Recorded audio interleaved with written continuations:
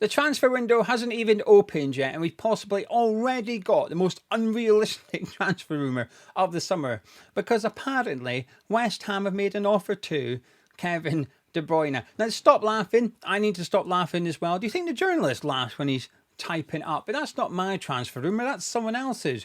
Various outlets running with it, including TalkSport. But apparently, West Ham admire, who doesn't, Kevin De Bruyne, and we made an offer to him because, of course, he's available on a free transfer after leaving Manchester City at the end of the season. It's that unrealistic, I can't even use it in the title or thumbnail of this video.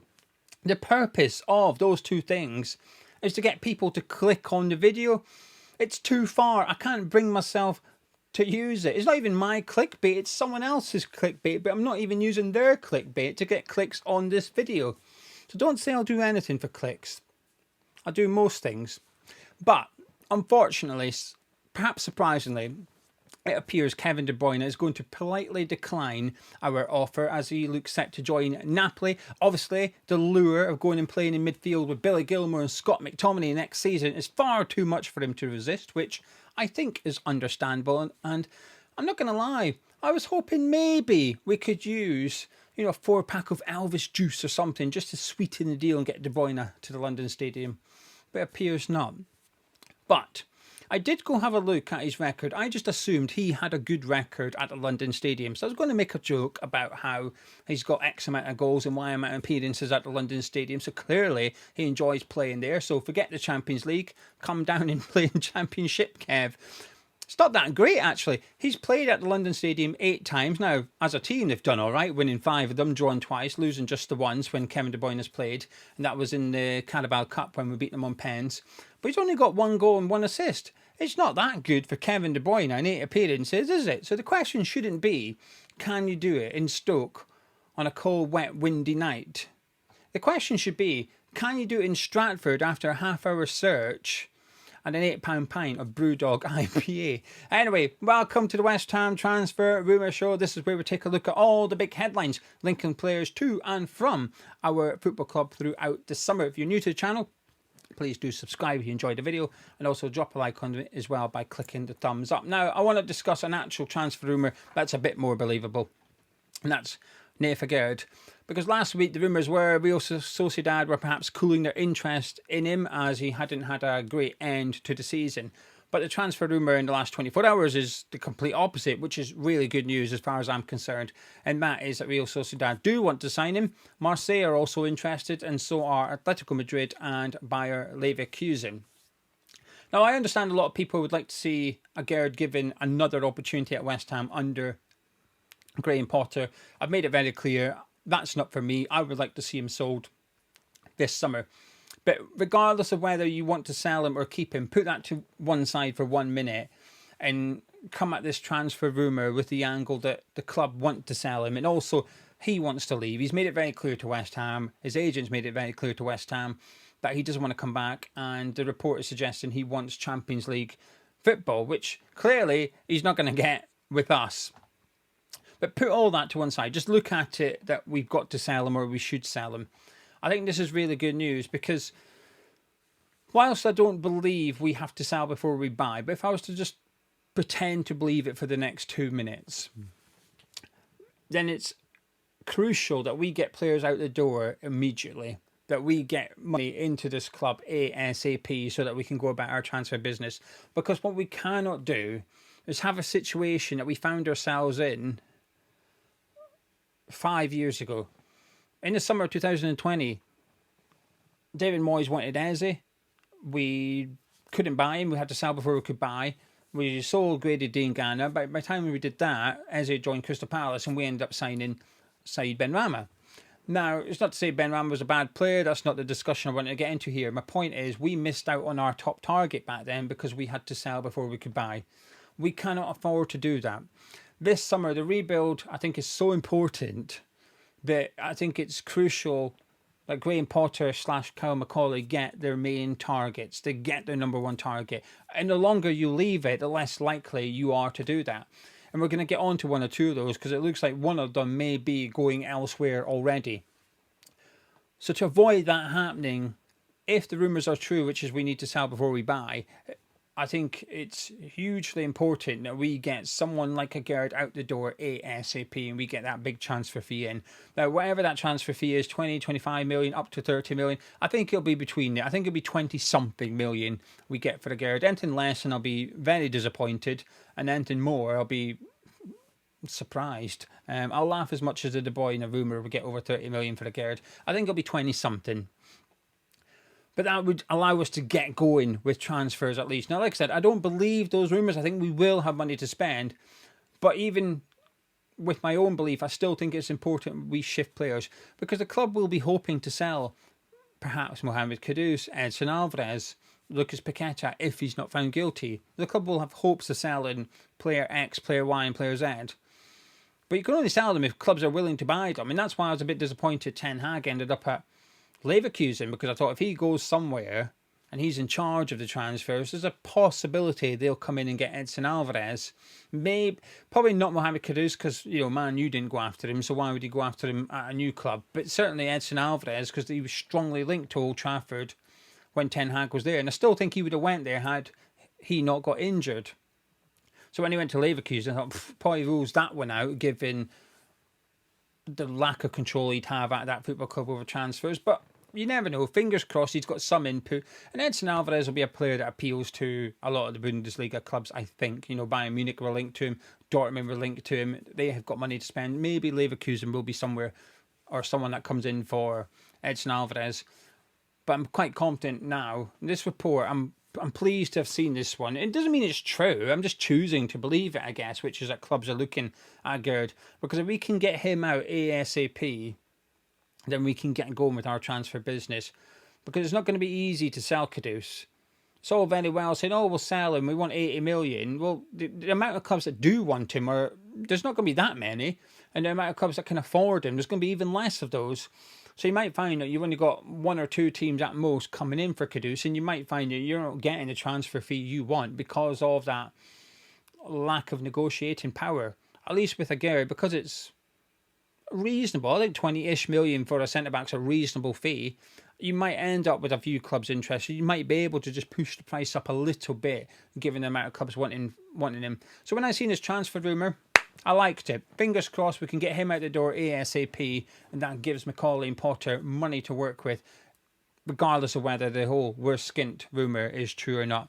Now, moving on to other transfer rumours, Athletic did their sort of end of season or start of transfer window summary, if you like. They named a couple of players that Potter is looking at, and it's no one new to us. James McAtee was in there, as well as that Anderlecht attacking midfielder Mario Strookens. He scored, since we've been linked to him, he scored again. He looks a good player. From the clips I've seen, he looks a good player, but I don't know enough about him. However, this is where it gets top target-y, missing outy territory, which was Arden Jashari. Jashari? Is that how you say it? When I did the video a couple of weeks ago with these Belgian-based players, and there was people who watch Belgian football, a couple of Belgian hammers in the comments as well, which is always very helpful. Now, I'm hoping maybe we've got like an Argentina fan in the comment section later on, because there's someone based in Argentina I'm waiting to mention that I've never heard of. So a little review of this player would be useful. But those that did comment about these players were saying that Jashari's the best player in the league, and he's gone on and won that trophy since. He's been linked to Dortmund and Manchester City, and Athletic is suggesting that because of that, we're going to switch our attention to the other Club Brugge midfielder, which is Rafael Onyedika.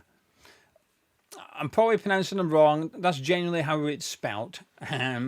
We had a laugh a couple of weeks ago about it, but we're now being stronger linked to him than perhaps we were Jashari, so we'll wait and see. But that's my point with getting money in, because if Jashari is Potter's top target and we can't afford to make bids just yet, that would be disheartening, and I think that would be stupid. I think you've got to assume that we're going to sell players and give Potter some money, at least a small amount of money to get going with immediately.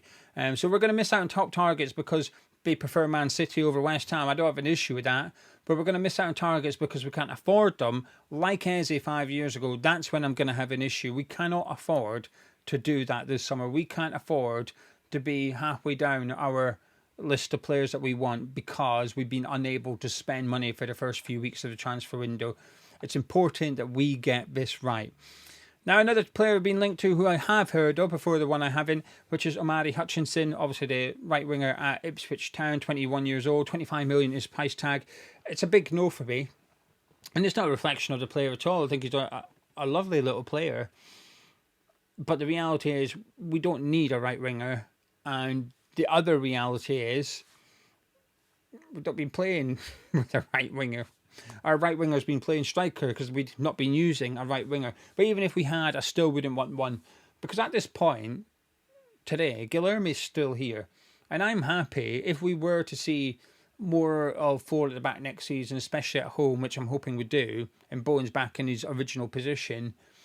I'm happy using Guilherme as the backup to Bowen. I'm happy using Somerville as someone that can also play on that side as and when required. I'm okay with that.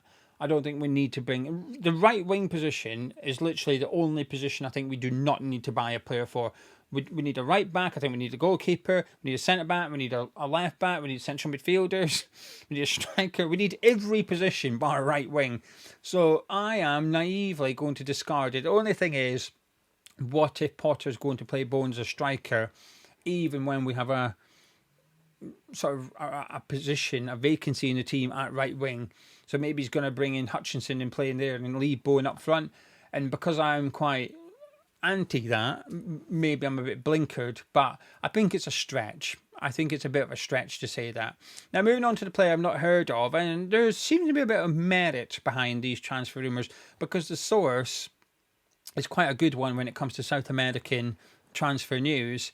And originally, he put up transfer updates a week or two ago and didn't mention West Ham at all. He was giving updates on the player. But it's only just in the last few days that West Ham have now been linked to the player. The reason I think this is important is I think it almost not validates a journalist's source, but I think it gives you an insight into where he's getting his information from. Because if it was the West Ham side of things, he wouldn't have been reporting on the player pre-West Ham transfer rumour. Does that make sense? So anyway, it's Kevin... Oh, crikey, I can't even read my own writing here. Lamonca. There you go. Lamonca. Kevin Lamonca. Independente centre-back, 23 years of age. He was linked to Qatar. Not only was he linked to Qatar, he's got a 17 million release clause. A Qatari club met that release clause so they could negotiate with the player, and he rejected it immediately. He doesn't want to go to Saudi. He doesn't want... His priority is not the Saudi money. His priority is to be playing somewhere in Europe next season. And Italy and England are the two countries that have been strongly linked to him. So he's open to move to Premier League clubs. Crystal Palace have been linked to him as well. But we are now being linked to him. I've never heard of him. I have never heard of this player. So if any of you lot have heard of him, please do get involved in the comments. Let me know what you think of him. Would he be a good fit for West Ham? What type of player is he? Give us a centre-back who he's most like, not ability-wise, people style-wise, which centre-back in the Premier League is he most like? Who's he most compatible to in terms of his style, his strengths and his weaknesses and so on and so forth. But anyway, that's the latest West Ham transfer rumours. There are others, but I'd be here all day if I was reading them out. Tomorrow, I'm going to be back with a transfer show, speaking about one transfer rumour in particular, which I've left out of this video. But also... the first player I would like us to sign this summer, because he's going to be on the move. I'm convinced he's going to sign for a new club before the end of June. Important context. I don't think he's expensive. I think it's a position we need. I think he's a good player. It's a bit of a gamble, but I'm up for it. And I think it maybe, if I seen West Ham linked, we've not been linked to him yet, but if we were to be linked to him, I'd be very happy. And I'd like to see West Ham sign him. Anyway, all that tomorrow. But in the meantime, I will catch you in a bit.